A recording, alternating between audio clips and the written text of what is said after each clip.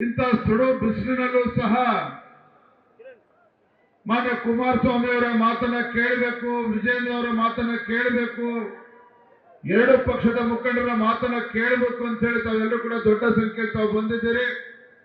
ತಮ್ಮೆಲ್ಲರ ಪ್ರೀತಿ ವಿಶ್ವಾಸಕ್ಕೆ ಋಣಿಯಾಗಿದ್ದೇನೆ ಅನ್ನೋ ಮಾತನ್ನ ಪ್ರಪ್ರಥಮವಾಗಿ ಹೇಳೋದ್ರ ಮುಖೇನ ನಮ್ಮ ದೇಶದ ಹೆಮ್ಮೆಯ ಪ್ರಧಾನಮಂತ್ರಿ ನರೇಂದ್ರ ಮೋದಿಜಿ ಅವರು 10 ವರ್ಷಗಳ ಕಾಲ ನಿರಂತರವಾಗಿ ಸುದೀರ್ಘವಾಗಿ ದೇಶದ ಪ್ರಧಾನಮಂತ್ರಿಗಳಾಗಿ ಭಾರತೀಯ ಜನತಾ ಪಾರ್ಟಿ ಏನು ನಮ್ಮ ಪ್ರಣಾಳಿಕೆಯಲ್ಲಿ ಭರವಸೆಯನ್ನು ಕೊಟ್ಟಿದ್ದು ಪ್ರತಿಯೊಂದು ಭರವಸೆಗಳನ್ನ ಈಡೇರಿಸುವುದರ ಮುಖೇನ ಇವತ್ತು ಸ್ವಾತಂತ್ರ್ಯ ಬಂದ ನಂತರ ಬಹುಶಃ ದಾಖಲೆ ಆಗ್ತಕ್ಕಂಥ ರೀತಿಯಲ್ಲಿ ಜೂನ್ 4ನೇ ತಾರೀಕು ಮತ ಎಣಿಕೆ ಆದಂತ ಸಂದರ್ಭದಲ್ಲಿ ನಿಮಗೆ ಗೊತ್ತಾಗ್ತದೆ, ಬಹುಶಃ ದೇಶದ ರಾಜಕೀಯ ಇತಿಹಾಸದಲ್ಲಿ 3ನೇ ಬಾರಿಗೆ ಕಾಂಗ್ರೆಸ್ಸೇತರ ಪಕ್ಷಕ್ಕೆ 3ನೇ ಬಾರಿಗೆ ಕೇಂದ್ರದಲ್ಲಿ ಅಧಿಕಾರಕ್ಕೆ ಬಂದು ನರೇಂದ್ರ ಮೋದಿಜಿಯವರು ಪ್ರಧಾನಮಂತ್ರಿ ಆಗುವ ಮುಖೇನ ದೇಶದ ರಾಜಕೀಯದ ಇತಿಹಾಸದಲ್ಲಿ ಸುವರ್ಣಾಕ್ಷರದಲ್ಲಿ ಬರೆದಿರ್ತಕ್ಕಂಥ ಒಂದು ಫಲಿತಾಂಶ ಭಾರತೀಯ ಜನತಾ ಪಾರ್ಟಿ ಎನ್ಡಿಎ ಕೂಟದ ಪರವಾಗಿ ಬರ್ತಾ ಇದೆ. ಸೂರ್ಯಚಂದ್ರ ಇರೋದೇ ಸತ್ಯನೋ, ನರೇಂದ್ರ ಮೋದಿಜಿಯವರು ಮತ್ತೊಮ್ಮೆ ಪ್ರಧಾನಮಂತ್ರಿ ಆಗೋದನ್ನ ಈ ದೇಶದ ಯಾವುದೇ ದುಷ್ಟಶಕ್ತಿಗಳು ತಡೆಯೋದಕ್ಕೆ ಸಾಧ್ಯ ಇಲ್ಲ. ದೇಶದ ಯಾವುದೇ ದುಷ್ಟಶಕ್ತಿಗಳು ತಡೆಯೋದಕ್ಕೆ ಸಾಧ್ಯ ಇಲ್ಲ. ಇವತ್ತು ದೇಶದ ಜನ ಬಯಸ್ತಾ ಇದ್ದಾರೆ, ಏನು ಮನಮೋಹನ್ ಸಿಂಗ್ ಅವರು ದೇಶದ ಪ್ರಧಾನಮಂತ್ರಿ ಇದ್ದು 2004ರಿಂದ 2014ರವರೆಗೆ 10 ವರ್ಷಗಳ ಕಾಲ ಕಾಂಗ್ರೆಸ್ ನೇತೃತ್ವದ ಯುಪಿಎ ಸರ್ಕಾರ ಕೇಂದ್ರದಲ್ಲಿತ್ತು. 10 ವರ್ಷದಲ್ಲಿ ಹಗರಣಗಳ ಸರಮಾಲೆ, 2G ಸ್ಕ್ಯಾಮ್ ಹಗರಣ, ಕೋಲ್ ಸ್ಕ್ಯಾಮ್ ಹಗರಣ, ಹಗರಣಗಳ ಮೇಲೆ ಹಗರಣ, 12 ಲಕ್ಷ ಕೋಟಿ ಹಗರಣ ಕಾಂಗ್ರೆಸ್ ಸರ್ಕಾರ ಇದ್ದಾಗ. ತಮಗೆ ಗೊತ್ತಿರಲಿ, ನರೇಂದ್ರ ಮೋದಿಜಿಯವರು ಪ್ರಧಾನಮಂತ್ರಿ ಆದ್ಮೇಲೆ ಯಾವುದೇ ಒಂದು ಭ್ರಷ್ಟಾಚಾರಕ್ಕೆ ಅವಕಾಶವನ್ನ ಮಾಡಿಕೊಡ್ದೇನೆ ಒಂದು ಭ್ರಷ್ಟಾಚಾರ ರಹಿತ ಆಡಳಿತನ ಕೊಟ್ಟಿರ್ತಕ್ಕಂಥ ಕೀರ್ತಿ ನನ್ನ ದೇಶದ ಹೆಮ್ಮೆಯ ಪ್ರಧಾನಮಂತ್ರಿ ನರೇಂದ್ರ ಮೋದಿಜಿಯವರಿಗೆ ಸಲ್ತದೆ. ನರೇಂದ್ರ ಮೋದಿಜಿಯವರಿಗೆ ಸಲ್ತದೆ. ಮತ್ತೊಂದು ವಿಶೇಷತೆ ಏನು ನರೇಂದ್ರ ಮೋದಿಜಿ ಅವರದು, ತಮಗೆ ಗೊತ್ತಿರಲಿ, ಈ ಭೂಮಿಯ ಮೇಲೆ ಈ ವಿಶ್ವದಲ್ಲಿ ಯಾವುದಾದರೂ ಒಂದು ದೇಶದ ಪ್ರಧಾನಮಂತ್ರಿ ಒಂದು ದಿನನೂ ಕೂಡ ವಿಶ್ರಾಂತಿಯನ್ನು ತೆಗೆದುಕೊಳ್ಳದೇ ದೇಶದ ಅಭಿವೃದ್ಧಿಯ ಬಗ್ಗೆ ಚಿಂತನೆಯನ್ನ ಮಾಡ್ತಾ ದೇಶವನ್ನ ಮುಂತೆಗೆದುಕೊಂಡು ಹೋಗ್ತಾ ಇರ್ತಕ್ಕಂಥ ಪ್ರಧಾನಮಂತ್ರಿ ಈ ಭೂಮಿಯ ಮೇಲೆ ವಿಶ್ವದಲ್ಲಿ ಯಾರು ಇದ್ರೆ ಅದು ನಮ್ಮ ಹೆಮ್ಮೆಯ ಪ್ರಧಾನಮಂತ್ರಿ ನರೇಂದ್ರ ಮೋದಿಜಿಯವರು ಮಾತ್ರ. ನರೇಂದ್ರ ಮೋದಿಜಿಯವರು ಮಾತ್ರ. ಬಂಧುಗಳೇ, ಆ ಪುಣ್ಯಾತ್ಮ ನರೇಂದ್ರ ಮೋದಿಜಿಯವರು ಹೆತ್ತಂತ ತಾಯಿಯವರು ಸಹ ಅವರಿಂದ ದೂರ ಆದಾಗ 2 ಗಂಟೆಗಳ ಕಾಲ ಪ್ರಧಾನಮಂತ್ರಿ ನರೇಂದ್ರ ಮೋದಿಜಿಯವರು ಅಹಮದಾಬಾದ್ಗೆ ಬರ್ತಾರೆ, ಅಂತ್ಯ ಸಂಸ್ಕಾರವನ್ನು ಪೂರೈಸ್ತಾರೆ. ಮರುಕ್ಷಣ ದೆಹಲಿನಲ್ಲಿ ಪ್ರಧಾನಮಂತ್ರಿ ಕಚೇರಿಯಲ್ಲಿ ಕೂತ್ಕೊಂಡು ದೇಶದ ಅಭಿವೃದ್ಧಿ ಬಗ್ಗೆ ಚಿಂತನೆಯನ್ನು ಮಾಡ್ತಾರೆ. ಅಂತ ಪುಣ್ಯಾತ್ಮ ಇವತ್ತು ದೇಶದ ಪ್ರಧಾನಮಂತ್ರಿಗಳು ಅಂತ ಹೇಳಿದ್ರೆ ಅಂತ ಒಂದು ಭಾರತೀಯ ಜನತಾ ಪಕ್ಷದಲ್ಲಿ ನಾವೆಲ್ಲರೂ ಕೂಡ ಕಾರ್ಯಕರ್ತರಾಗಿ ಇವತ್ತು ದುಡಿತಾ ಇದ್ದೇವೆ ಅಂತ ಹೇಳಿದ್ರೆ ನಮ್ಮ ಪೂರ್ವ ಜನ್ಮದ ಪುಣ್ಯ ಅಂತೇಳಿ ನಾವೆಲ್ಲರೂ ಕೂಡ ಭಾವಿಸಬೇಕಾಗಿದೆ. ಮಾಜಿ ಪ್ರಧಾನಮಂತ್ರಿಗಳಾಗಿರ್ತಕ್ಕಂಥ ದೇವೇಗೌಡರು ಈ ದೇಶದ ಭಾರತ ಸುರಕ್ಷತೆಯಿಂದ ಇರಬೇಕು ಅಂತ ಹೇಳಿದ್ರೆ, ಭಾರತ ಸುಭದ್ರವಾಗಿ ಇರಬೇಕು ಅಂತ ಹೇಳಿದ್ರೆ, ಭಾರತದ ಅಭಿವೃದ್ಧಿಯ ಪಥದಲ್ಲಿ ಸಾಗಬೇಕು ಅಂತ ಹೇಳಿದ್ರೆ ನರೇಂದ್ರ ಮೋದಿಜಿಯವರು ಮತ್ತೊಮ್ಮೆ ಪ್ರಧಾನಮಂತ್ರಿ ಆದಾಗ ಮಾತ್ರ ಸಾಧ್ಯ ಅಂತ ಹೇಳಿ ಇವತ್ತು ಬಿಜೆಪಿ ಮತ್ತು ಜೆಡಿಎಸ್ ಪಕ್ಷ ಕರ್ನಾಟಕ ರಾಜ್ಯದಲ್ಲಿ ಒಟ್ಟಾಗಿ ಹೋಗ್ತಾ ಇರ್ತಕ್ಕಂಥದ್ದು. ಜಾತ್ಯತೀತ ಜನತಾದಳದ ಪಕ್ಷದ ಅಧ್ಯಕ್ಷ ಆಗಿರ್ತಕ್ಕಂಥ ಮಾನ್ಯ ಕುಮಾರಸ್ವಾಮಿ ಅವರು ಸಹ ಕಳೆದ 2 ತಿಂಗಳುಗಳ ಕಾಲ ನಿರಂತರವಾಗಿ ರಾಜ್ಯಾದ್ಯಂತ ಪ್ರವಾಸವನ್ನು ಮಾಡಿ ನಮ್ಮ ಪಕ್ಷಕ್ಕೂ ಕೂಡ ಶಕ್ತಿಯನ್ನು ತುಂಬತಕ್ಕಂಥ ಕೆಲಸ ಮಾಡಿದ್ದಾರೆ. ಇದರ ಪರಿಣಾಮ ಕರ್ನಾಟಕ ರಾಜ್ಯದಲ್ಲಿ ನಾನು ಕೂಡ ರಾಜ್ಯದ ಅಧ್ಯಕ್ಷನಾಗಿ ಜವಾಬ್ದಾರಿಯನ್ನು ತೆಗೆದುಕೊಂಡ ನಂತರ ಒಂದು ಸಂಕಲ್ಪವನ್ನು ಇಟ್ಕೊಂಡಿದ್ದೇನೆ. ರಾಜ್ಯದಲ್ಲಿ ಇವತ್ತು ಭಾರತೀಯ ಜನತಾ ಪಾರ್ಟಿ ಮತ್ತು ಜೆಡಿಎಸ್ ಪಕ್ಷ ಒಟ್ಟಾಗಿ ಒಂದಾಗಿ ರಾಜ್ಯದ ಎಲ್ಲ 28 ಕ್ಷೇತ್ರದಲ್ಲಿ ಬಿಜೆಪಿ ಮತ್ತು ಜೆಡಿಎಸ್ ಪಕ್ಷದ ಅಭ್ಯರ್ಥಿಗಳು ಗೆಲ್ಲಿಸುವುದರ ಮುಖೇನ ನರೇಂದ್ರ ಮೋದಿಜಿಯವರ ಕೈನ ಬಲಪಡಿಸತಕ್ಕಂಥ ಕೆಲಸ ಮಾಡಬೇಕು ಅಂತ ಹೇಳಿ ಇವತ್ತು ಹಗಲು ರಾತ್ರಿ ನಾವು ಕೂಡ ಶ್ರಮವನ್ನು ಹಾಕ್ತಿದ್ದೆ, ಪ್ರವಾಸ ಮಾಡ್ತಾ ಇದ್ದೇವೆ. ನಾನು ಕೇಂದ್ರ ಸರ್ಕಾರದ ಯೋಜನೆ ಬಗ್ಗೆ ಮಾತನಾಡಕ್ಕೆ ಹೋಗೋದಿಲ್ಲ. ಮಾನ್ಯ ಕುಮಾರಸ್ವಾಮಿ ಅವರು ಹೇಳಿದ್ದಾರೆ, ಕಾಂಗ್ರೆಸ್ ಸರ್ಕಾರ ಚುನಾವಣೆ ಬರೋಕ್ಕೂ ಮುನ್ನ ದೊಡ್ಡದಾಗಿ ಭಾಷಣ ಬಿಗಿತಾ ಇದ್ರು. ಕಾಂಗ್ರೆಸ್ ಸರ್ಕಾರ ರಾಜ್ಯದಲ್ಲಿ ಅಧಿಕಾರಕ್ಕೆ ಬಂದ್ರೆ ಬಡವರಿಗೆ 10 ಕೆಜಿ ಅಕ್ಕಿಯನ್ನು ಕೊಡ್ತೇನೆ ಅಂತೇಳಿ ಭರವಸೆ ಕೊಟ್ಟಿದ್ರು. ಆದ್ರೆ ಇವತ್ತಿಗೆ 1 ಕೆಜಿ ಅಕ್ಕಿಯನ್ನು ಕೂಡ ಕೊಡ್ತಾ ಇಲ್ಲ. ಕರ್ನಾಟಕ ರಾಜ್ಯದಲ್ಲಿ ಇವತ್ತು ಬಡವರಿಗೆ 5 ಕೆಜಿಯನ್ನ ಕೊಡ್ತಕ್ಕಂಥ 5 ಕೆಜಿ ಅಕ್ಕಿಯನ್ನು ಯಾರು ಕೊಡ್ತಾ ಇದ್ರೆ ಕೇಂದ್ರದ ಭಾರತೀಯ ಜನತಾ ಪಾರ್ಟಿ ಸರ್ಕಾರ ನರೇಂದ್ರ ಮೋದಿಜಿಯವರು ಕೊಡ್ತಾ ಇದ್ದಾರೆ, ಕಾಂಗ್ರೆಸ್ ಸರ್ಕಾರದವ್ರು ಕೊಡ್ತಾ ಇಲ್ಲ. ಕಾಂಗ್ರೆಸ್ ಸರ್ಕಾರದವ್ರು ಬಡವರಿಗೆ ಅಕ್ಕಿ ಕೊಡ್ತಾ ಇಲ್ಲ. ನಮ್ಮ ಮಿತ್ರರು ಮಾತನಾಡ್ತಾ ಇದ್ರು, ಹಿಂದೆ ಯಡಿಯೂರಪ್ಪ ಅವರು ಮುಖ್ಯಮಂತ್ರಿ ಇದ್ದಾಗ, ಭಾರತೀಯ ಜನತಾ ಪಾರ್ಟಿ ಸರ್ಕಾರ ಇದ್ದಾಗ ಈ ರಾಜ್ಯದಲ್ಲಿ ಹೈನುಗಾರಿಕೆಗೆ ಪ್ರೋತ್ಸಾಹವನ್ನು ಕೊಡಬೇಕು ಅಂತ ಹೇಳಿ ಹೈನುಗಾರಿಕೆಗೆ 3 ರೂಪಾಯಿ ಪ್ರೋತ್ಸಾಹ ಧನವನ್ನು ಕೊಡ್ತಾ ಇದ್ರು. 5 ರೂಪಾಯಿ ಆಯ್ತು. ತದನಂತರದಲ್ಲಿ ಈ ಕಾಂಗ್ರೆಸ್ ಸರ್ಕಾರ ಬೊಗಳೆ ಹೊಡಿತಾರಲ್ಲ, ಇವತ್ತು ಆ ಭಾಗ್ಯ ಕೊಟ್ಟಿದೀವಿ, ಈ ಭಾಗ್ಯ ಕೊಟ್ಟಿದೀವಿ ಅಂತ ಹೇಳ್ತಾರಲ್ಲ, ತಮಗೆ ಗೊತ್ತಿರಲಿ ಬಿಜೆಪಿ ಸರ್ಕಾರ ಯಡಿಯೂರಪ್ಪ ಅವರು ಮುಖ್ಯಮಂತ್ರಿ ಇದ್ದಾಗ ಏನು ಹೈನುಗಾರಿಕೆಗೆ ಪ್ರೋತ್ಸಾಹ ಧನವನ್ನು ಕೊಟ್ಟಿದ್ರು, ಕಾಂಗ್ರೆಸ್ ಸರ್ಕಾರ ರಾಜ್ಯದಲ್ಲಿ ಅಧಿಕಾರಕ್ಕೆ ಬಂದ ಮೇಲೆ ಆ ಹೈನುಗಾರಿಕೆಗೆ ಏನು ಬೆಂಬಲ ಬೆಲೆಯನ್ನು ಕೊಡಬೇಕಿತ್ತು, ಪ್ರೋತ್ಸಾಹ ಧನ 650 ಕೋಟಿ ಇವತ್ತಿಗೂ ಕೂಡ ಹಾಗೆ ಉಳಿಸ್ಕೊಂಡಿದೆ. ಇದರ ಮುಖೇನ ಈ ಬರಗಾಲದ ಸಂದರ್ಭದಲ್ಲಿ ನಮ್ಮ ಗ್ರಾಮೀಣ ಭಾಗದ ರೈತರಿಗೆ ಅನ್ಯಾಯ ಮಾಡ್ತಾ ಇದ್ದಾರೆ. ಹೈನುಗಾರಿಕೆ ಮಾಡ್ತಕ್ಕಂಥ ಬಡವರಿಗೆ ಇವತ್ತು ಅನ್ಯಾಯ ಮಾಡ್ತಾ ಇದ್ದಾರೆ. ಬಾಕಿ ಹಣವನ್ನ 650 ಕೋಟಿ ರೂಪಾಯಿ ಇವತ್ತು ಕೂಡ ಹಾಗೆ ಉಳಿಸ್ಕೊಂಡಿದ್ದಾರೆ. ಇನ್ನೂ ಕೂಡ ಕೊಡೋದಕ್ಕೆ ಸಾಧ್ಯ ಆಗಿಲ್ಲ. ಇವತ್ತು ಮೆಕ್ಕೆಜೋಳ ಬೆಳೀತಕ್ಕಂಥ ರೈತರು, ಹಿಂದೆ ಬಿಜೆಪಿ ಜೆಡಿಎಸ್ ಸರ್ಕಾರ ಇದ್ದಾಗ ಮೆಕ್ಕೆಜೋಳ ರಾಜ್ಯ ಸರ್ಕಾರ ತತ್ಕ್ಷಣ ಖರೀದಿ ಮಾಡ್ತಾ ಇತ್ತು. 48 ಗಂಟೆಗಳಲ್ಲಿ ಮೆಕ್ಕೆಜೋಳ ಖರೀದಿ ಆಗ್ತಾ ಇತ್ತು. ಅದರಿಂದ ರೈತರಿಗೆ ಅನುಕೂಲ ಆಗ್ತಾ ಇತ್ತು. ಇವತ್ತು ಎಷ್ಟು ದಿನ ಆಗಿದೆ? 4 ತಿಂಗಳು ಆದ್ರೂ ಸಹ ಈ ರಾಜ್ಯ ಸರ್ಕಾರ ಯೋಗ್ಯತೆಗೆ ಕಾಂಗ್ರೆಸ್ ಸರ್ಕಾರ ಮೆಕ್ಕೆಜೋಳ ಖರೀದಿ ಕೇಂದ್ರ ಮೆಕ್ಕೆಜೋಳ ಖರೀದಿನ ಮಾಡೋದಕ್ಕೆ ಸಾಧ್ಯ ಆಗ್ತಾ ಇಲ್ಲ. ಗೋಧಿ ಚೀಲ ಇಲ್ಲ, ಮತ್ತೊಂದಿಲ್ಲ ಅಂತ ನೆಪ ಮಾಡಿಕೊಂಡು ಇವತ್ತು ರೈತರಿಗೆ ಇವತ್ತು ಅನ್ಯಾಯ ಮಾಡ್ತಕ್ಕಂಥ ಕೆಲಸ ರಾಜ್ಯ ಸರ್ಕಾರ ಮಾಡ್ತಾ ಇದೆ. ಯಡಿಯೂರಪ್ಪ ಅವರು ಮುಖ್ಯಮಂತ್ರಿ ಇದ್ದಾಗ ಈ ನಾಡಿಗೆ 2 ತುತ್ತು ಅನ್ನವನ್ನು ಕೊಡ್ತಕ್ಕಂಥ ರೈತ ತನ್ನ ಹೊಲಕ್ಕೆ ಇವತ್ತು ಟ್ರಾನ್ಸ್ಫಾರ್ಮರ್ TC ಹಾಕೋಬೇಕು ಅಂತ ಹೇಳಿದ್ರೆ 25,000 ರೂಪಾಯಿ ಕಟ್ಟಿದ್ರೆ ಸಾಕಾಗ್ತಾ ಇತ್ತು. ರೈತ 25,000 ರೂಪಾಯಿ ಕಟ್ಟಿದ್ರೆ ಅವನ ಹೊಲಕ್ಕೆ TC ಬರ್ತಾ ಇತ್ತು, ವಿದ್ಯುತ್ ಸಂಪರ್ಕ ಸಿಗ್ತಾ ಇತ್ತು. ರೈತರ ಪರವಾಗಿ ಮೊಸಳೆ ಕಣ್ಣೀರಾಗ್ತಕ್ಕಂಥ ಸಿದ್ದರಾಮಯ್ಯ ಸರ್ಕಾರ, ಕಾಂಗ್ರೆಸ್ ಸರ್ಕಾರ ಏನ್ ಮಾಡಿದ್ದಾರೆ ಗೊತ್ತಾ ನಿಮ್ಗೆ? 25,000 ರೂಪಾಯಿ ಬಿಜೆಪಿ ಸರ್ಕಾರದಿಂದ ಕಟ್ಟಬೇಕು ಅಂತ ಹೇಳಿದ್ರೆ ಕಾಂಗ್ರೆಸ್ ಸರ್ಕಾರ ಬಂದಲ್ಲಿ 2 ಲಕ್ಷ ರೂಪಾಯಿ ಮಾಡಿದ್ದಾರೆ.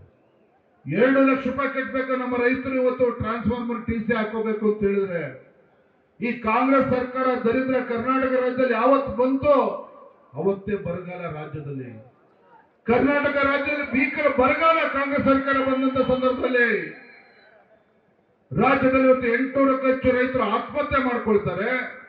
ರಾಜ್ಯದ ಮುಖ್ಯಮಂತ್ರಿಗಳು ಹೇಳ್ತಾರೆ ರೈತರಿಗೆ ಇವತ್ತು ಸಂಕಷ್ಟದ ಸಂದರ್ಭದಲ್ಲಿ ಪರಿಹಾರ ಕೊಡೋದಕ್ಕೆ ಹಣ ಇಲ್ಲ, ರೈತರಿಗೆ ಇವತ್ತು ಪರಿಹಾರ ಕೊಡೋದಕ್ಕೆ ಹಣ ಇಲ್ಲ, ಆದ್ರೆ ಅಲ್ಪಸಂಖ್ಯಾತರ ಅಭಿವೃದ್ಧಿಗೆ 10,000 ಕೋಟಿ ಕೊಡ್ತೇನೆ ಅಂತ ಹೇಳ್ತಾರೆ.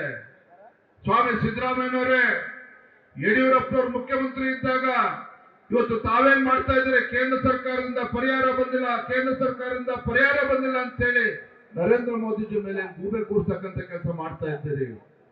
ಯಡಿಯೂರಪ್ಪನವರು ಮುಖ್ಯಮಂತ್ರಿ ಇದ್ದಾಗ ಭೀಕರ ನೆರೆ ಕೊಪ್ಪಳ ಜಿಲ್ಲೆ ಇರ್ಬೋದು, ರಾಯಚೂರು ಜಿಲ್ಲೆ ಇರ್ಬೋದು, ಬಳ್ಳಾರಿ ಜಿಲ್ಲೆ ಇರ್ಬೋದು, ಬೆಳಗಾಂ ಜಿಲ್ಲೆ ಇರ್ಬೋದು, ರೈತರು ಬೆಳೆ ಸಂಪೂರ್ಣ ನಾಶ ಆಗಿತ್ತು. ಯಡಿಯೂರಪ್ಪನವರು ಮುಖ್ಯಮಂತ್ರಿ ಇದ್ದಾಗ ಬಡವರು ಮನೆಯನ್ನ ಕಳ್ಕೊಂಡಿದ್ರು. ಯಡಿಯೂರಪ್ಪರು ದೆಹಲಿಗೆ ಹೋಗಿ ಕೂತ್ಕೊಂಡು ಕೇಂದ್ರ ಸರ್ಕಾರ ಅನುದಾನ ಕೊಡ್ಲಿ, ಪರಿಹಾರ ಕೊಡ್ಲಿ ಅಂತ ಕಾಯಲಿಲ್ಲ. ಮಾತೃ ಹೃದಯದ ಮುಖ್ಯಮಂತ್ರಿ ಸನ್ಮಾನ ಯಡಿಯೂರಪ್ಪರು ಏನ್ ಮಾಡಿದ್ರು? ತತ್ಕ್ಷಣ ರಾಜ್ಯದ ಖಜಾನೆಯಿಂದ ಮೆಕ್ಕೆಜೋಳ ಬೆಳೆದಂತ ರೈತರು, ಇತರ ಬೆಳೆಗಳು ಬೆಳೆದಂತ ರೈತರಿಗೆ 1 ಹೆಕ್ಟೇರಿಗೆ 14,000 ರೂಪಾಯಿ ತತ್ಕ್ಷಣ ಪರಿಹಾರನ ಕೊಟ್ಟರು. ಸಿದ್ದರಾಮಯ್ಯ ಸರ್ಕಾರ ಏನ್ ಮಾಡಿದ್ರು? 2,000 ರೂಪಾಯಿ. ನಮ್ಮ ರಾಜ್ಯದ ರೈತರನ್ನ ಭಿಕ್ಷುಕರು ಅನ್ಕೊಂಡಿದ್ದಾರೆ ಮಾನ್ಯ ಮುಖ್ಯಮಂತ್ರಿಗಳು. ರಾಜ್ಯದ ರೈತರನ್ನ ಭಿಕ್ಷುಕರು ತರ ನೋಡ್ತಾ ಇದ್ದಾರೆ ಕಾಂಗ್ರೆಸ್ ಸರ್ಕಾರ. 2,000 ರೂಪಾಯಿನ ಅದು ಎಲ್ಲ ರೈತರಿಗೂ ಅದು ಕೂಡ ತಲುಪಿಲ್ಲ. 100 ಜನ ರೈತರಿದ್ರೆ 10 ಜನಕ್ಕೆ 2,000 ರೂಪಾಯಿನ ಕೊಡ್ತಕ್ಕಂಥ ಕೆಲಸ ಮಾಡಿದ್ದಾರೆ. ಬೇರೆ ರೈತರಿಗೆ ಅನುಕೂಲ ಆಗಿಲ್ಲ. ಅದರಿಂದ ಯಾವ ನೆರೆ ಸಂದರ್ಭದಲ್ಲಿ ಬಡವರು ಮನೆಯನ್ನ ಕಳ್ಕೊಂಡ್ರು, ಕೇಂದ್ರ ಸರ್ಕಾರ NDRF ನಾರ್ಮ್ಸ್ ಪ್ರಕಾರ ಮನೆ ಕಳ್ಕೊಂಡಂತ ರೈತರಿಗೆ 1 ಲಕ್ಷ ರೂಪಾಯಿ ಕೊಡಬೇಕು. ಯಡಿಯೂರಪ್ಪನವ್ರು ಏನ್ ಮಾಡಿದ್ರು, ಆ ಬಡವನ ಮನೆ ಕಳ್ಕೊಂಡಂತ ಸಂದರ್ಭದಲ್ಲಿ 1 ಲಕ್ಷ ರೂಪಾಯಿ ಮನೆ ಕಟ್ಟೋದಕ್ಕೆ ಸಾಧ್ಯ ಇಲ್ಲ.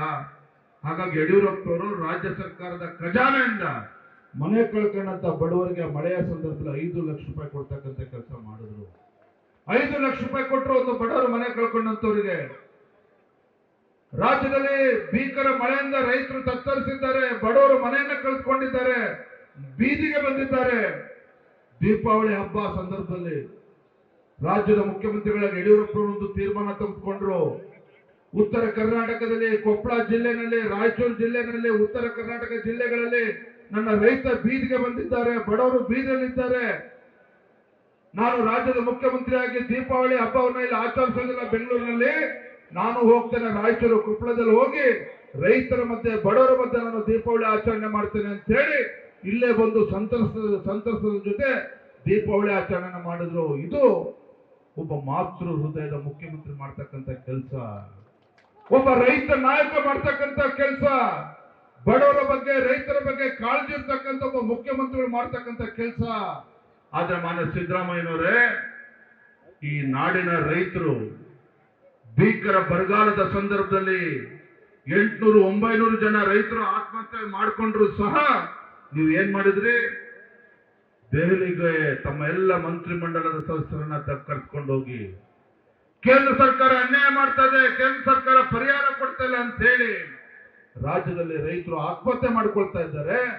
ಮುಖ್ಯಮಂತ್ರಿಗಳು ವಿಶೇಷ ವಿಮಾನ ಜಮೀರ್ ಅಹಮದ್ ಕರ್ಕೊಂಡು ಅವೆಲ್ಲ ಟಿವಿಗಳಲ್ಲಿ ನೋಡಿದರೆ ಲಕ್ಸುರಿ ಐಷಾರಾಮಿ ವಿಮಾನದಲ್ಲಿ ಹೋಗಿ ಶೋಕಿ ಮಾಡ್ಕೊಂಡು ಡೆಲ್ಲಿಯಿಂದ ಬರ್ತಾರೆ. ಇದು ಒಬ್ಬ ಜವಾಬ್ದಾರಿತ ಮುಖ್ಯಮಂತ್ರಿ ನಡ್ಕೊಳ್ತಕ್ಕಂಥ ರೀತಿನ ಹಾಗಾದ್ರೆ, ಒಬ್ಬ ಜವಾಬ್ದಾರಿತ ಮುಖ್ಯಮಂತ್ರಿಗಳು ರಾಜ್ಯ ಸರ್ಕಾರ ನಡ್ಕೊಳ್ತಕ್ಕಂಥ ರೀತಿನ ಹಾಗಾದ್ರೆ, ಬಂಧುಗಳೇ, ಕಾಂಗ್ರೆಸ್ ಸರ್ಕಾರ ಯಡಿಯೂರಪ್ಪನವರು ಏನು ನಮ್ಮ ಉತ್ತರ ಕರ್ನಾಟಕ ರೈತರು ಬಡವರ ಮನೆಯಲ್ಲಿ ಹುಟ್ಟಿರ್ತಕ್ಕಂಥ ಒಂದು ಹೆಣ್ಣುಮಗು, ಪಾಪ ನಮ್ಮ ಬಡವರು ಮನೇಲಿ ಹೆಣ್ಮಗು ಹುಟ್ಟಿದ್ರೆ ಪಾಪ ಕಣ್ಣೀರಾಗ್ತಾ ಇದ್ರು. ಇವತ್ತು ಬಡವರ ಮನೆಯಲ್ಲಿ ಒಂದು ಹೆಣ್ಮಗು ಹುಟ್ಟಿದ್ರೆ ಶಾಪ ಅಂತ ಹೇಳಿ ನಮ್ಮ ಬಡವರ ಮನೆಯಲ್ಲಿ ಕಣ್ಣೀರಾಗ್ತಾ ಇದ್ರು. ಆದ್ರೆ ನಿಮ್ಮ ಯಡಿಯೂರಪ್ಪನವರು ರಾಜ್ಯದ ಮುಖ್ಯಮಂತ್ರಿ ಇದ್ದಾಗ ಆ ಬಡವರ ಮನೆಯಲ್ಲಿ ಹುಟ್ಟಿರ್ತಕ್ಕಂಥ ಹೆಣ್ಣು ಮಗು ಅದು ಶಾಪ ಅಲ್ಲ, ಅದು ಭಾಗ್ಯಲಕ್ಷ್ಮಿ ಅಂತೇಳಿ ಭಾಗ್ಯಲಕ್ಷ್ಮಿ ಯೋಜನೆಯನ್ನ ತಂದ್ರು. ಆ ಹೆಣ್ಣು ಮಗಳು 18 ವರ್ಷ ಆದ್ಮೇಲೆ 1,25,000 ಹೆಣ್ಮಗಳು ಅಕೌಂಟ್ಗೆ ಬರ್ತಾ ಇತ್ತು. ಉನ್ನತ ಶಿಕ್ಷಣ, ಶಾಲೆ ಕಾಲೇಜಿಗೆ ಹೋಗೋದಕ್ಕೆ ಅನುಕೂಲ ಆಗ್ತಾ ಇತ್ತು. ಸಿದ್ದರಾಮಯ್ಯ ಸರ್ಕಾರ ಏನ್ ಮಾಡಿದ್ರು ಗೊತ್ತಾ, ಏನು ಮೊನ್ನೆ 10 ತಿಂಗಳಿಂದ ಪ್ರಮಾಣ ವಚನ ತೆಗೆದುಕೊಂಡು ಬಡವರ ಪರವಾಗಿ ರೈತರ ಪರವಾಗಿ ನಾನು ಉದ್ಧಾರ ಮಾಡ್ತೇನೆ ಅಂತ ಹೇಳಿ ಪ್ರಮಾಣ ವಚನ ತೆಗೆದುಕೊಂಡಂತ ಕಾಂಗ್ರೆಸ್ ಸರ್ಕಾರ ಮಾಡಿರ್ತಕ್ಕಂಥ ಗಣಾಂಗಾರ ಕೆಲಸ ಏನಪ್ಪಾ ಅಂತ ಹೇಳಿದ್ರೆ, ಯಡಿಯೂರಪ್ಪನವರು ಬಿಜೆಪಿ ಸರ್ಕಾರ ಕೊಟ್ಟಂತ ಭಾಗ್ಯಲಕ್ಷ್ಮಿ ಯೋಜನೆ ಅದನ್ನು ಕೂಡ ನಿಲ್ಲಿಸ್ತಕ್ಕಂಥ ಕೆಲಸ ಮಾಡಿದ್ದಾರೆ ಅಂತ ದುಷ್ಟ ಕಾಂಗ್ರೆಸ್ ಸರ್ಕಾರ ಇವತ್ತು ರಾಜ್ಯದಲ್ಲಿರ್ತಕ್ಕಂಥದ್ದು. ಆತ್ಮೀಯ ಬಂಧುಗಳೇ, ರಾಜ್ಯದಲ್ಲಿರ್ತಕ್ಕಂಥ ಕಾಂಗ್ರೆಸ್ ಸರ್ಕಾರ ಇದು ಬಡವರ ವಿರೋಧಿ ಸರ್ಕಾರ. ರಾಜ್ಯದಲ್ಲಿರ್ತಕ್ಕಂಥ ಕಾಂಗ್ರೆಸ್ ಸರ್ಕಾರ ಇದು ಪರಿಷ್ಠ ಜಾತಿ, ಪರಿಷ್ಠ ಪಂಗಡ, ದಲಿತರ ವಿರೋಧಿ ಸರ್ಕಾರ. ಯಾಕೆ ಅಂತ ಹೇಳಿದ್ರೆ, ಇವತ್ತು SCP TSP ಏನು ಪರಿಷ್ಠ ಜಾತಿ ಪರಿಷ್ಠ ಪಂಗಡಕ್ಕೆ ಮೀಸಲಿಟ್ಟಿರ್ತಕ್ಕಂಥ ಹಣವನ್ನು ಸಹ ದುರ್ಬಳಕೆ ಮಾಡಿಕೊಂಡು ಇವತ್ತು ಪರಿಷ್ಠ ಜಾತಿ ಪರಿಷ್ಠ ಪಂಗಡಗಳ ಅಭಿವೃದ್ಧಿಗೂ ಕೂಡ ಕುಂಠಿತ ಮಾಡಿದ್ದಾರೆ. ತಾಯಂದ್ರಿಗೆ ಹೆಣ್ಣು ಮಕ್ಕಳಿಗೆ ಸುರಕ್ಷತೆ ಇಲ್ಲ. ಇವತ್ತು ಹುಬ್ಬಳ್ಳಿನಲ್ಲಿ ಹಾಡು ಹಗಲಲ್ಲೇ ನೇಹ ಹತ್ಯೆ ಪ್ರಕರಣ ಆಗ್ತದೆ. ಇವತ್ತು ರಾಜ್ಯ ಸರ್ಕಾರ ಗಂಭೀರವಾಗಿ ತೆಗೆದುಕೊಳ್ಳಿಲ್ಲ. ಯಾಕೆ? ಅಲ್ಪಸಂಖ್ಯಾತರಿಗೆ ನೋವಾಗ್ತದೆ ಅಂತೇಳಿ ಇವತ್ತು ವಿಧಾನಸೌಧದಲ್ಲಿ ಪಾಕಿಸ್ತಾನ ಜಿಂದಾಬಾದ್ ಘೋಷಣೆ ಕೂಗ್ತಾರೆ. ಅಂತ ದೇಶದ್ರೋಹಿಗಳನ್ನ ಒದ್ದು ಒಳಗಾಗ್ತಕ್ಕಂಥ ಕೆಲಸ ಕಾಂಗ್ರೆಸ್ ಸರ್ಕಾರದವ್ರು ಮಾಡಲಿಲ್ಲ. ಇದೇ ಹಿಂದೆ ಕಾಂಗ್ರೆಸ್ ಸರ್ಕಾರ ಇದ್ದಾಗ ಒಬ್ಬ ದಲಿತ ಶಾಸಕ ಅಖಂಡ ಶ್ರೀನಿವಾಸ ಮೂರ್ತಿ ಅವನ ಮನೆಗೆ ಯಾರೊಬ್ರು ದೇಶದ್ರೋಹಿಗಳು ಪುಡಾರಿಗಳೋಗಿ ಮನೆಗೆ ಬೆಂಕಿ ಹಾಕ್ತಾರೆ, ಅವ್ರ ಮೇಲೆ ಕ್ರಮ ಕೈಗೊಳ್ಳಿ DK ಶಿವಕುಮಾರ್ ಅವರೇ, ಸಿದ್ದರಾಮಯ್ಯನವರೇ ಅಂತ ಹೇಳಿದ್ರೆ ಅಲ್ಪಸಂಖ್ಯಾತರ ಮನಸ್ಸಿಗೆ ನೋವಾಗ್ತದೆ ಅಂತ ಹೇಳಿ ಆ ದಲಿತ ಮನೆಗೆ ಶಾಸಕನ ಮನೆ ಬೆಂಕಿ ಹಚ್ಚಿದ್ರು ಸಹ ಸುಮ್ ಕೂತ್ಕೊಂಡು ಕೈ ಕಟ್ಕೊಂಡು ಕೂತಿತ್ತು ಸರ್ಕಾರ. ಬಂಧುಗಳಿಂದ ರಾಜ್ಯ ಸರ್ಕಾರ ಇವತ್ತು ಬಡವರ ವಿರೋಧಿ, ರೈತ ವಿರೋಧಿ, ದಲಿತ ವಿರೋಧಿ ಸರ್ಕಾರ ಈ ರಾಜ್ಯಕ್ಕೆ ಇವತ್ತು ರಾಜ್ಯದಲ್ಲಿ ಇವತ್ತು ಸರ್ಕಾರ ಇದ್ರೂ ಸಹ ಈ ಜನರ ಪಾಲಿಗೆ ಬದುಕಿದ್ದು ಕೂಡ ಸತ್ತಂತೆ. ಇದು ನಾನು ಹೇಳ್ತಾ ಇಲ್ಲ, ರಾಜ್ಯದ ಜನ ಮಾತನಾಡ್ತಾ ಇದ್ದಾರೆ, ರಾಜ್ಯದ ಜನ ಮಾತನಾಡ್ತಾ ಇದ್ದಾರೆ. ಬಂಧುಗಳೇ, ನಾನು ಇಷ್ಟು ಮಾತ್ರ ಸಂದರ್ಭದಲ್ಲಿ ಹೇಳ್ತೇನೆ. ಇನ್ನು ಮಾನ್ಯ ಹಿರಿಯ ಜನಾರ್ದನ್ ರೆಡ್ಡಿ ಅವರು ಕೂಡ ಮಾತನಾಡ್ತಾರೆ. ದಯವಿಟ್ಟು ಅವ್ರ ಮಾತನ್ನ ಕೇಳ್ಕೊಂಡು ಹೊರಡ್ಬೇಕಾಗ್ತದೆ. ನಮ್ಮ ಅಭ್ಯರ್ಥಿಗಳು ಕೂಡ ಒಂದು 5 ನಿಮಿಷ ಮಾತನಾಡ್ತಾರೆ. ಕೊನೆಯ ಒಂದು ಮಾತನ್ನ ಹೇಳೋದಕ್ಕೆ ಇಷ್ಟಪಡ್ತೇನೆ. ನಾನು ಇವತ್ತು ರಾಜ್ಯದ ಅಧ್ಯಕ್ಷರಾಗಿ ರಾಜ್ಯಾದ್ಯಂತ ಪ್ರವಾಸ ಮಾಡ್ಕೊಂಡು ಇವತ್ತು ಸಿಂಧನೂರಿಗೆ ಬಂದಿದ್ದೇನೆ. ಬಂದಿರತಕ್ಕಂಥ ಉದ್ದೇಶ ನಮ್ಮ ಅಭ್ಯರ್ಥಿಗಳಾಗಿರ್ತಕ್ಕಂಥ ಡಾಕ್ಟರ್ ಬಸವರಾಜ್ ಅವರು, ಅವರ ಕ್ರಮ ಸಂಖ್ಯೆ 1 ಬಿಜೆಪಿ ಮತ್ತು ಜೆಡಿಎಸ್ ಬೆಂಬಲಿತ ಅಭ್ಯರ್ಥಿಯಾಗಿರ್ತಕ್ಕಂಥ ಬಸವರಾಜ್ ಅವ್ರನ್ನ ಕನಿಷ್ಠ 1.5-2 ಲಕ್ಷ ಮತಗಳ ಅಂತರದಲ್ಲಿ ಅವ್ರನ್ನ ಗೆಲ್ಲಿಸಬೇಕು ಅಂತ ಹೇಳಿ ನಾನು ನಿಮ್ಮೆಲ್ಲರೂ ಕೂಡ ಮನವಿ ಮಾಡೋದಕ್ಕೋಸ್ಕರ ಬಂದಿದ್ದೇನೆ. ನಾನು ಇಲ್ಲಿರ್ತಕ್ಕಂಥ ಎಲ್ಲ ತಾಯಂದ್ರಲ್ಲಿ, ನಮ್ಮ ಕಾರ್ಯಕರ್ತರಲ್ಲಿ, ಹಿರಿಯರಲ್ಲಿ, ಯುವಕ ಮಿತ್ರರಲ್ಲಿ ಕೈ ಜೋಡಿಸಿ ಪ್ರಾರ್ಥನೆ ಮಾಡ್ತಕ್ಕಂಥದ್ದು 7ನೇ ತಾರೀಕು ಮತದಾನ ಬೆಳಗ್ಗೆ 6:00 ನಮ್ಮ ಟೇಬಲ್ಗಳು ಹಾಕೊಂಡು ನಮ್ಮ ಬೂತ್ಗಳಲ್ಲಿ ತಾಯಂದ್ರು, ನಮ್ಮ ಕೇಂದ್ರ ಸರ್ಕಾರ ಫಲಾನುಭವಿಗಳನ್ನ ಮತಗಟ್ಟೆಗೆ ಕರ್ಕೊಂಡು ಬಂದು, ಸಾಕಷ್ಟು ಬಿಸಿಲು ಇರ್ತದೆ, ಬೆಳಗ್ಗೆ 11 ಗಂಟೆ ಒಳಗಡೆ ಅತಿ ಹೆಚ್ಚು ಮತದಾನ ಮಾಡಿಸ್ಬೇಕು ನಮ್ಮ ಅಭ್ಯರ್ಥಿ ಪರವಾಗಿ ಬಿಜೆಪಿ ಅಭ್ಯರ್ಥಿ. ಸಾಕಷ್ಟು ಸಮಯ ಆಗಿದೆ. ಮತ್ತೊಮ್ಮೆ ಕೊನೆಯ ನಾನು ಮನವಿಯನ್ನ ಮಾಡ್ತಾ ಇರ್ತಕ್ಕಂಥದ್ದು ಭಾರತೀಯ ಜನತಾ ಪಾರ್ಟಿ ಜೆಡಿಎಸ್ ಪಕ್ಷದ ಎಲ್ಲ ಕಾರ್ಯಕರ್ತರಲ್ಲಿ ನಾನು ಕೈ ಜೋಡಿಸಿ ವಿನಂತಿಯನ್ನು ಮಾಡ್ತೇನೆ. ದೇಶದ ಭವಿಷ್ಯವನ್ನು ರೂಪಿಸ್ತಕ್ಕಂಥ ಚುನಾವಣೆ, ನರೇಂದ್ರ ಮೋದಿಜಿಯವರು ಮತ್ತೊಮ್ಮೆ ಪ್ರಧಾನಮಂತ್ರಿ ಮಾಡ್ತಕ್ಕಂಥ ಚುನಾವಣೆ. ಅಪ್ಪಿತಪ್ಪಿ ಕಾಂಗ್ರೆಸ್ ಅಭ್ಯರ್ಥಿ ಏನಾರ ಗೆದ್ರೆ ಇಲ್ಲಿ ಇಡೀ ದೇಶದಲ್ಲಿ ಕಾಂಗ್ರೆಸ್ ಪಕ್ಷ ಗೆಲ್ತಕ್ಕಂಥದ್ದು 40 ಸಂಸದರು ಮಾತ್ರ. ಇಲ್ಲಿ ಗೆಲ್ತಕ್ಕಂಥ ಕಾಂಗ್ರೆಸ್ ಸಂಸದರು ಗೆದ್ರೆ ಆ 40 ಜನದಲ್ಲಿ ಹೋಗಿ ಕೂತ್ಕೊಳ್ತಾರೆ. ಆದ್ರೆ ಡಾಕ್ಟರ್ ಬಸವರಾಜ್ ಗೆದ್ದ ಮೇಲೆ ನರೇಂದ್ರ ಮೋದಿಜಿಯವ್ರ ಪಕ್ಕದಲ್ಲಿ ಕೂತ್ಕೊಂಡು ನರೇಂದ್ರ ಮೋದಿಜಿ ಜಿಂದಾಬಾದ್ ಅಂತಕ್ಕಂಥ ಘೋಷಣೆ ಆಗ್ತಾರೆ. ಮೋದಿಜಿಯವರು ಕೈಯನ್ನ ಬಲಪಡಿಸ್ತಕ್ಕಂಥ ಕೆಲಸ ಮಾಡ್ತಾರೆ. ಹಾಗಾಗಿ ದೊಡ್ಡ ಅಂತರದಲ್ಲಿ ಅವ್ರನ್ನ ಗೆಲ್ಸಿ ಆಶೀರ್ವಾದ ಮಾಡ್ಬೇಕು ಅಂತೇಳಿ ಮತ್ತೊಮ್ಮೆ ತಮ್ಮೆಲ್ಲರೂ ಕೂಡ ವಿನಂತಿಯನ್ನು ಮಾಡ್ತಾ, ಸಾಕಷ್ಟು ಸಮಯ ಆಗಿದೆ. ಈಗ ನಮ್ಮ ಹಿರಿಯರಾಗಿರ್ತಕ್ಕಂಥ ಜನಾರ್ದನ್ ರೆಡ್ಡಿ ಅವರು ಮಾತನಾಡ್ತಾರೆ. ಅದಾದ ನಂತರ ಬಸವರಾಜಣ್ಣವರು ಕೇವಲ 5 ನಿಮಿಷದಲ್ಲಿ ಮನವಿಯನ್ನ ಮಾಡ್ತಾರೆ. ನಿಮ್ಗೆಲ್ಲರೂ ಕೂಡ ನಮಸ್ಕಾರ. ನ್ಯೂಸ್ ಫಸ್ಟ್ ನಿರ್ಭೀತಿಯಿಂದ ನಿಮ್ಮ ಪರವಾಗಿ.